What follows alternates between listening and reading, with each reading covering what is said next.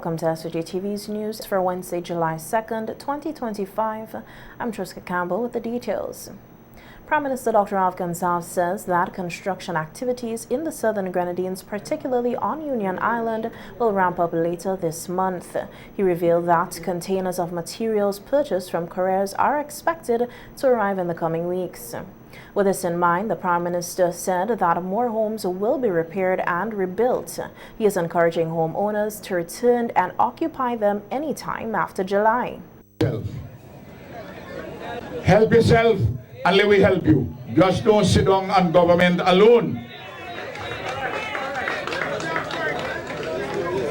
There are some persons who sit down and say, well, I'm going to go up to St. Vincent. Ralph is going to give me free accommodation because I have over 1,000 persons up there from the southern Grenadines in touristic accommodation. Touristic accommodation like guest houses and apartments. We pay the rent, we pay the water, we pay the electricity. I want to say for those persons whose houses we have fixed, we expect you by the end of July to come down back to Union Island to occupy those houses. The Prime Minister noted that the government is still accommodating some displaced families on mainland St. Vincent. However, he expressed concern that some individuals are reluctant to return to Union Island, a position he strongly discourages. Some persons, I hear that some persons want to continue to occupy up there and rent their house down here. I hear so. I hope that ain't true. Don't think the comrade is generous, but the comrade ain't dotish, you know. The comrade is generous, but the comrade ain't dotish. You're not following what is happening. The Prime Minister also reported that over 80% of the damaged homes on Union Island have already been repaired. In a separate appeal, the Prime Minister Gonsalves has issued a stern warning to parents, urging them to take responsibility and not tolerate criminal behavior from their children. He said concerns were raised by residents about theft involving a group of young people on the island, stressing that people will have to intervene if the police, will have to intervene if such actions continue. While we are doing all this, you have a responsibility. And you have a responsibility in your family as a mother and a father. Because a responsible woman told me today something which is disturbing. The disturbing news she gave me is they have some young men and even some young girls who are going into people's place and steal things. And I understand that in some cases, some of the parents even encourage it. That's what I was told. Well, if that is so, we have to stop that. And I am going to have that addressed seriously by the Commissioner of Police. We are not going to tolerate that kind of ill-discipline after we have been doing such fantastic work. His statement was met with applause from residents attending the one-year remembrance event held at the Hugh Mozak Square on Union Island. Minister of Housing, Informal Human Settlements, Youth and Sports, Orlando Brewster, says he is proud of the accomplishments made by his ministry and the government in the year following the devastation of Hurricane Beryl. Speaking at the one-year memorial event on Union Island yesterday, Minister Brewster pointed to the visible improvements in the recovery process. It's because of steady leadership. It's because of good Samaritans. It's because of you, the people, putting your best foot forward. I wish, like I said before, that I could change the face of Union in one day and return each and every one into their homes. But unfortunately, I can't. And even the great Almighty God, when he was creating this magnificent earth, he took 6 days and he took another one to rest. But we haven't rested yet. we know that we still have work to do. We still have many more rivers to cross. Yes, we have seen many roofs that have been placed back on homes, and we have started the rebuilding of those that were level 3 and 4s. And we are getting there. Brewster thanks all those who have contributed to the recovery efforts, including several countries, such as Guyana, which still have a contingent on Union Island. We had coming all the way from Guyana, the Guyana Defense Force. I want you to put your hands together for them. They've been here with us for the past few weeks, and we appreciate our brothers and sisters from Guyana who came all the way here to help us with the rebuilding. And we are going to make sure that we do not leave behind any unfinished task.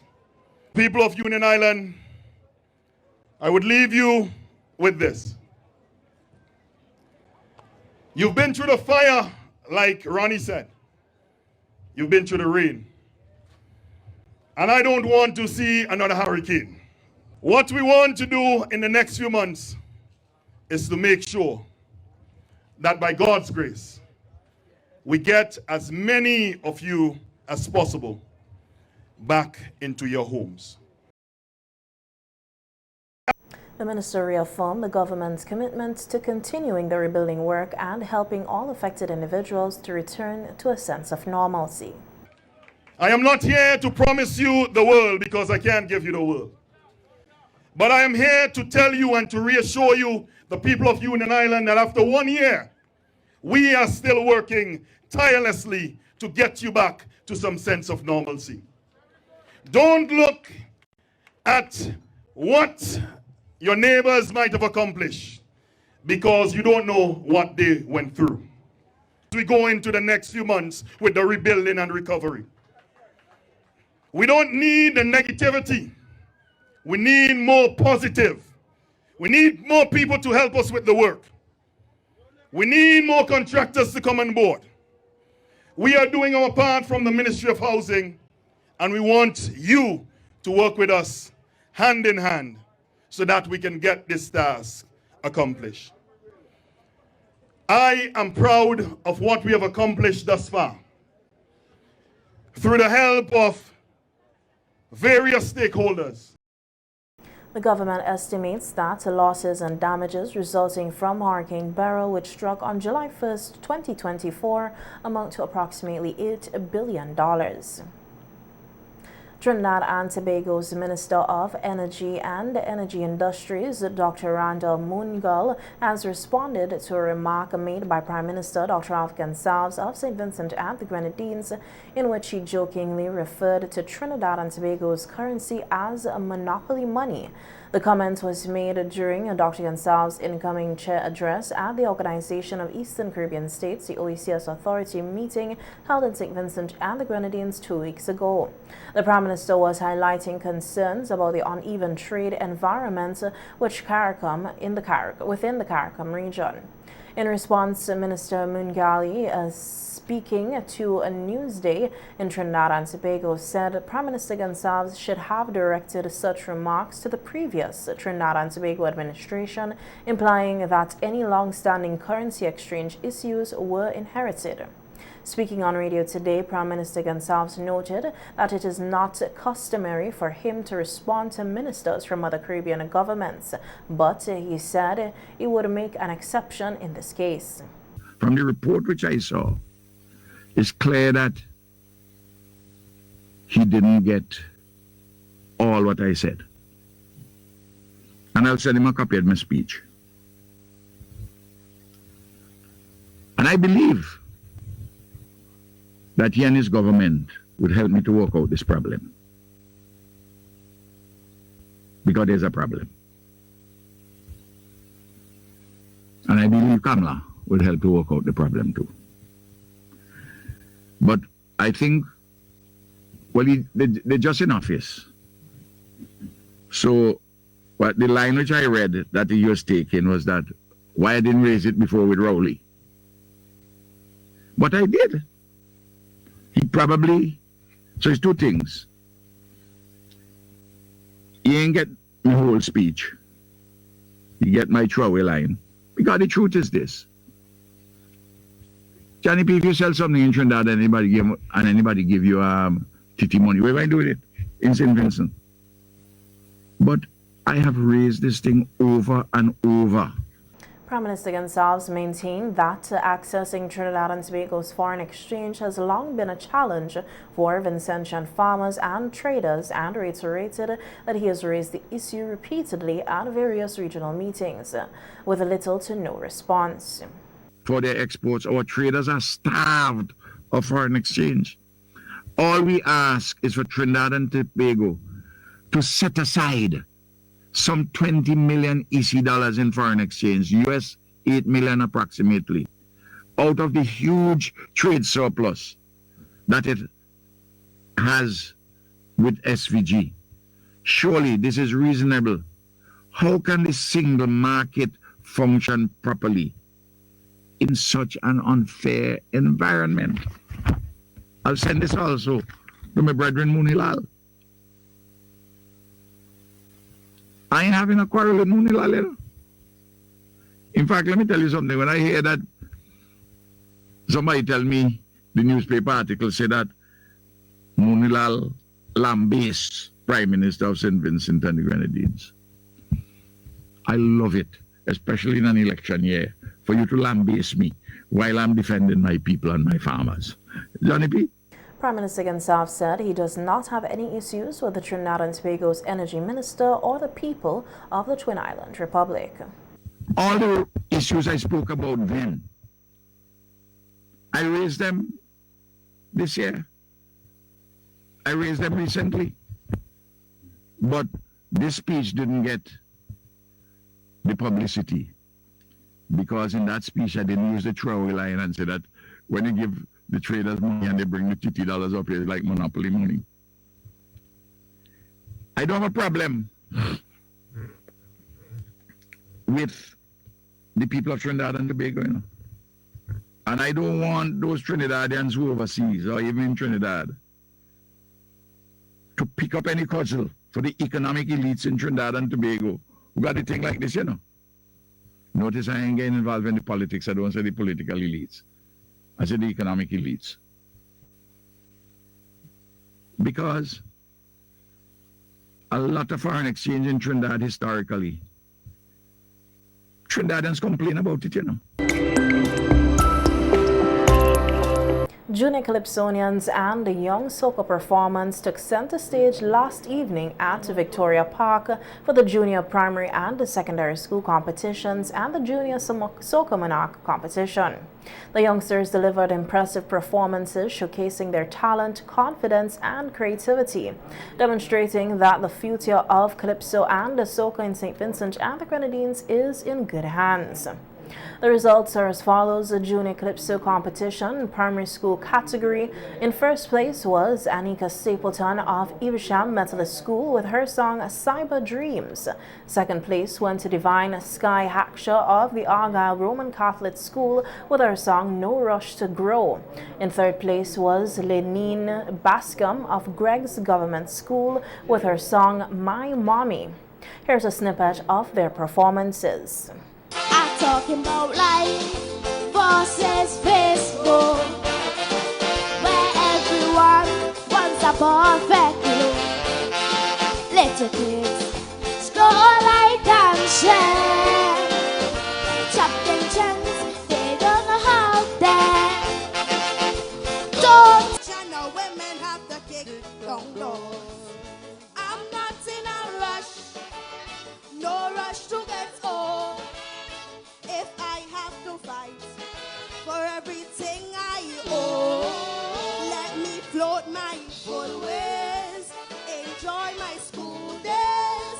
No, I love you, mommy. Hug and kiss your mommy. Don't forget these memories. I love you, mommy. She used to change me clothes. She used to wipe me nuts. I love you, mommy. The results in the secondary schools category for the Junior Calypso competition are as follows. First place, Zion Lewis of the St. Joseph Convent, Kingston, with her song Don't Get Caught Up. In second place was Kariksha McCall of St. Joseph's Convent, Mariaqua, with her song One Mother's Cry. And third place went to Princess Alexia Lexi DeShong of the Sandy Bay Secondary School with her song Tell Me Why. And here's a snippet of their performances. Nothing was done, and start to wonder.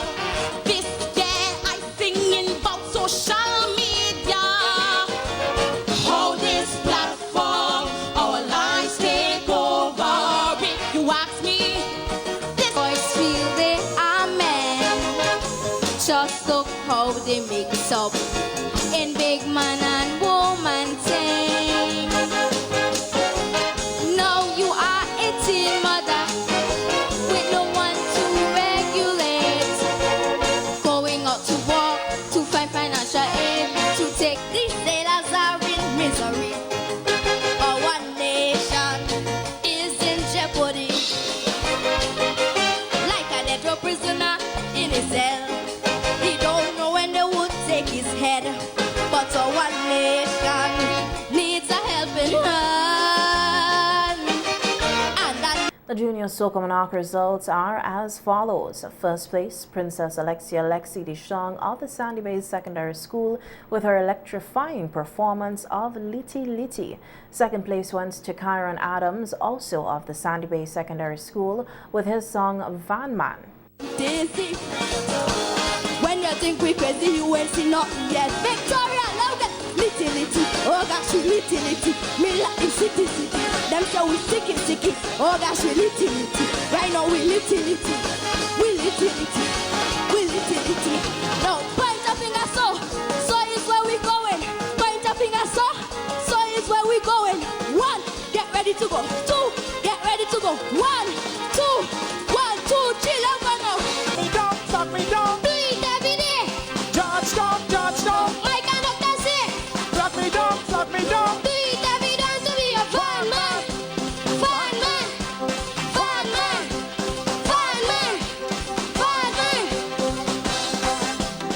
And there you're going. Coming up back here. Bubble, take water. See them in minivan, on the way to Kingston. Everything's ram jam. Conductor sit down. Put the body down. Chief Executive Officer of the Carnival Development Corporation, the CDC, Rodney Small, says both he and the CDC Board of Directors are pleased with the overall success of the year's rural carnivals, which form an integral part of the wider Vincy Mas celebrations. Speaking on NBC's radio's Face-to-Face Police on the Beat program on Monday evening, Small said the energy and community participation in the rural events were commendable. Because what we see happening is that persons in the communities, they're going out and they're supporting the events and supporting all of the activities. Quite naturally, there's a rural coordinator, Mr. Dill Morris. He's the rural coordinator who helps to coordinate a lot of the rurals. There are 8 official rural carnivals in St. Vincent and Grenadines that is recognized by the CDC, and quite naturally you would have events and activities happening throughout the different communities that these rural committee is fall under.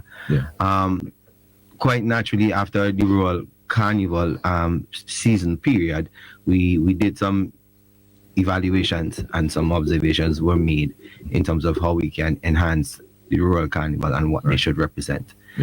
So quite naturally, after the entire season, we're going to sit down and create some models, some standards, because we don't want persons to get the wrong impression about what carnival or what Vincy Mas should look like, even if it's a rural carnival. Looking ahead, Small shared that the CDC is hoping to further enhance rural carnival celebrations in 2025 by reintroducing traditional elements that have been scaled back in recent years. Right. The Rurals is also a platform to help with the whole overall atmosphere and energy coming into the 10 days of carnival. So by the time we're ready to have the 10 days, the entire country or those who are carnival lovers are already in a mood for the carnival and the festivities. That's like a precursor. Yes, okay, of course. quite naturally, you would see some varieties and variables within the rural carnivals, or the major ones, or the official ones. And one of the things that, in my personal opinion, that I was happy with, those that I were able to attend, is that you get to see the identity of these communities. So, for example, I visited the one in Barley.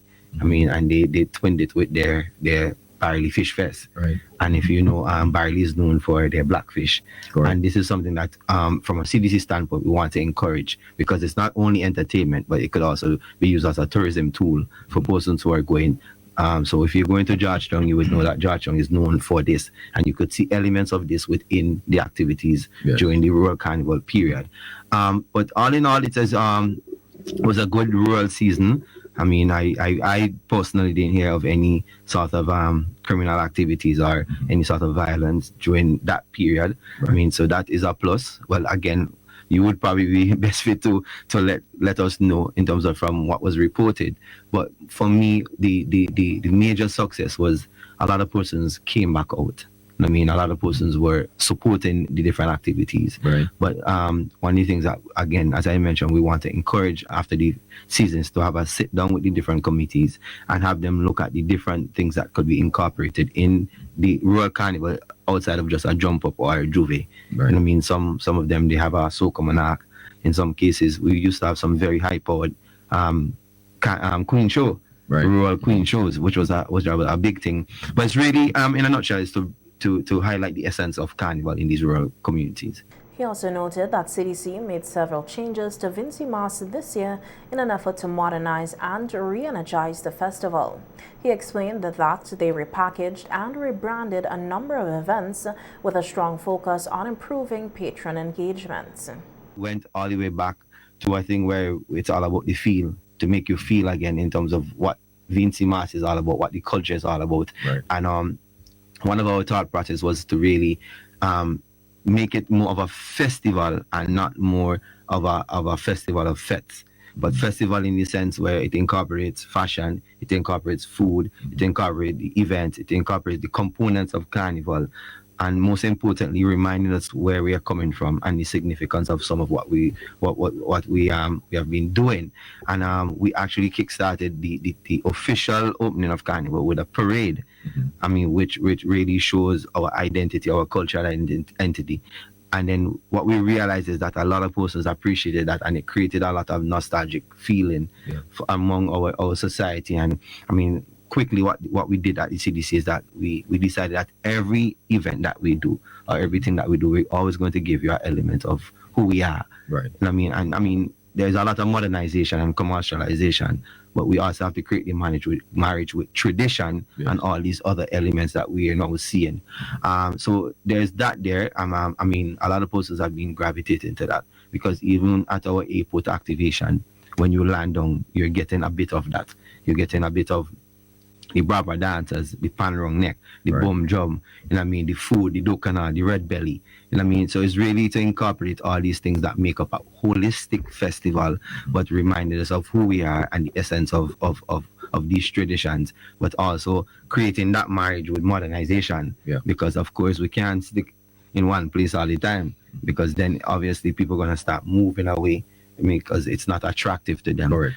As Vincy Mas celebrations move into high gear this weekend, Superintendent Benzel Samuel has emphasized that safety and security remain top priorities for the Royal St. Vincent and the Grenadines Police Force. Speaking on the security and strategies being implemented, Superintendent Samuel noted that an emergency response evacuation plan is a key component for the safety and framework for this year's carnival activities.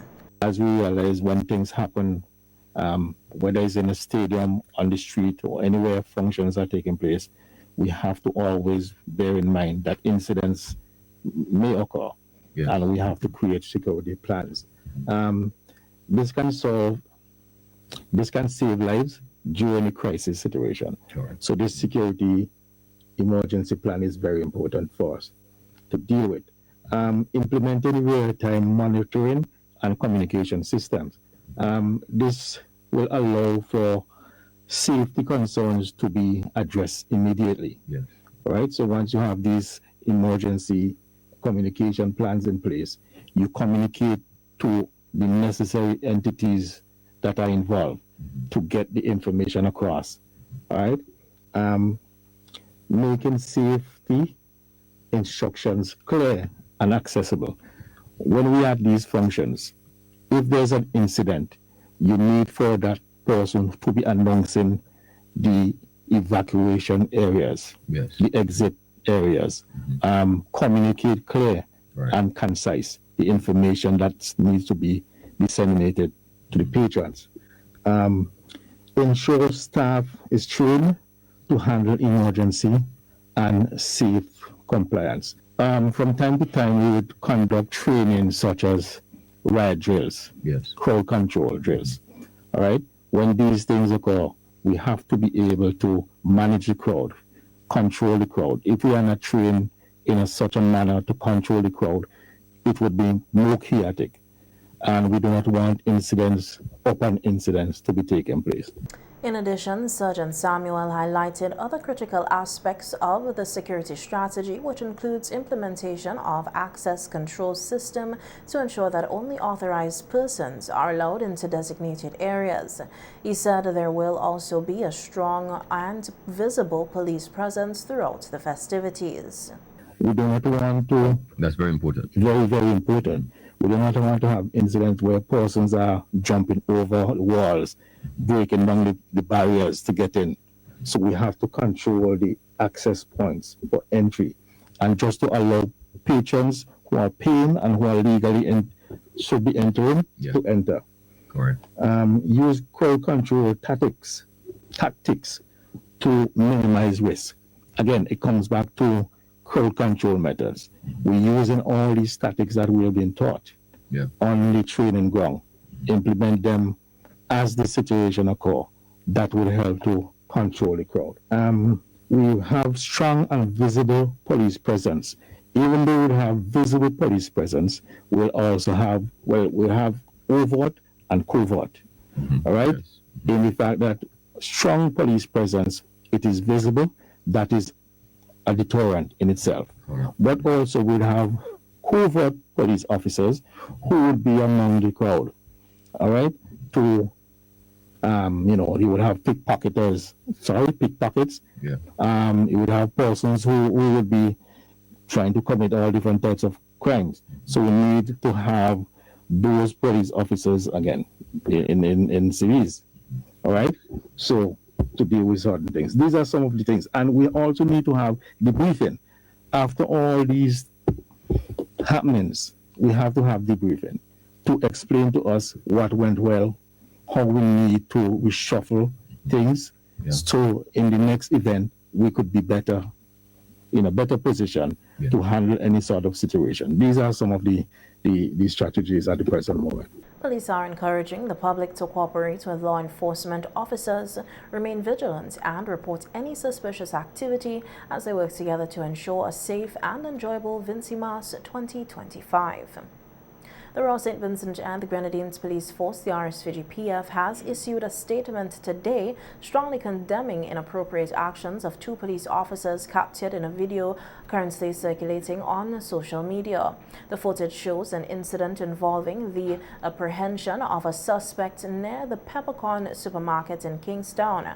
According to the statement, Acting Commissioner of Police Enville Williams has ordered a comprehensive investigation into the officers involved and have been placed on administrative leave pending the outcome of the inquiry. The SVG Police Force reaffirmed its commitment to maintaining the highest standards of professionalism and integrity. The statement read, any deviation from these standards is taken seriously and addressed promptly. The police force also expressed its appreciation to the public for their continued support and cooperation as the investigation proceeds.